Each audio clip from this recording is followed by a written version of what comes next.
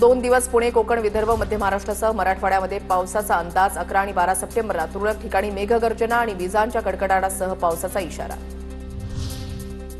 PMPML चालकांवर आता वाहन चालवताना मोबाईल किंवा हेडफोन वापरल्यास निलंबनाची कारवाई होणार. पीएमपीएमएल संचालक मंडळाच्या बैठकीमध्ये निर्णय. मेट्रोला पुणेकरांचा विक्रमी प्रतिसाद. गणेश विसर्जनाच्या दिवशी 6 लाख पुणेकरांनी घेतला मेट्रोचा लाभ. त्यामुळे पुणे मेट्रोचे एका दिवसामध्ये 60,95,675 रुपयांचं विक्रमी उत्पन्न. पुणे पालिका प्रभाग रचनेवरील हरकतींवर 11 आणि 12 सप्टेंबर रोजी सुनावणी होणार. पालिकेकडून सुनावणीचं वेळापत्रक जाहीर. पुण्यातील बालगंधर्व रंगमंदिर इथे सुनावणी पार पडणार.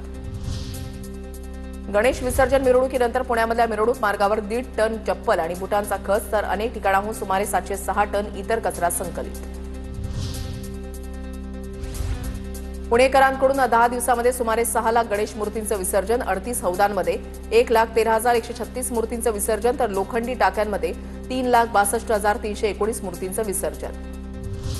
पुण्यामध्ये गणेश मंडळाचे रिकामे स्टेज ट्रॉली ठरतायत. वाहतुकीसाठी अडथळा. नागरिकांमध्ये नाराजी.